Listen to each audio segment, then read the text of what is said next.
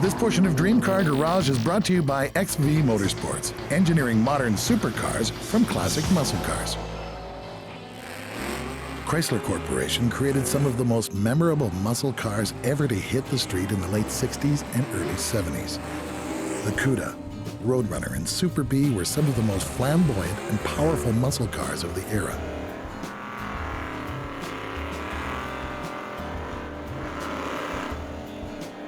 These Mopar muscle cars got it on the drag strip, duking it out with the Mustang, the GTO, and the Camaro, in addition to Saturday night impromptu street racing for bragging rights.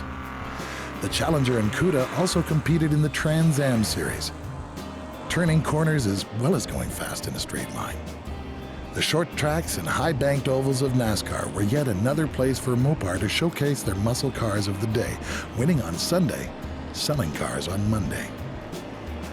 Fast forward 35 years, and John Buscema of Xtreme Velocity Motorsports has a plan to create modern supercars from Mopar muscle cars.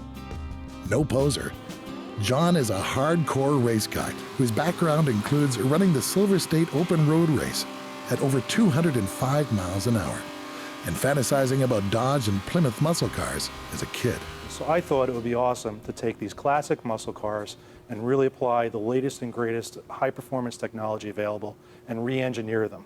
Basically take the cars, keep them looking the same, but redesign all the other aspects of the car, from the way it drives, the engine package, suspension, as well as some of the creature comforts of the car. We're using a 68 GTX, which is a B-body, and a 71 Cuda, which is an E-body, as our engineering cars. All the various components we fitted on these, we're doing 2 levels of suspensions, different engine packages and so on, brake packages. All these will be fitted to these cars and tested. They're really our engineering cars. While that's going on, we also have a 70 Challenger TA, a real survivor car. We'll be building a duplicate of that car with all the modern goodies to make it a modern muscle car. And in the end, we'll compare both of those cars on the track. The original Survivor 70 Challenger and the modern muscle car 70 Challenger. As we dug into it, or as I looked into it further, I found there was very little available to do this with. So we quickly realized that I needed to go out and make a lot of the parts. This stuff just didn't exist.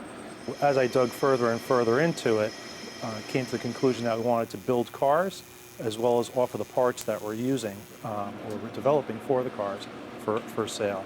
And once I nailed down the packages, the platforms, the cars we're going to use, as well as the various components that we needed, I went and contacted someone that I've known for a number of years from back when I was racing. John's vision is to have these cars have supercar performance in terms of brakes, handling, and power output, ride quality comparable with modern, sports cars, and yet the interior has to have the fit and finish above what it was originally and all the accoutrements to go with it.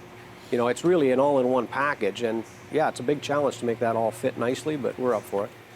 One of the unique aspects of this is that we're going to be able to use the most advanced engineering available right now to develop the system, suspension, brakes, drivetrain, interior sound system upgrades, seating, those things that we're going to be doing to these cars.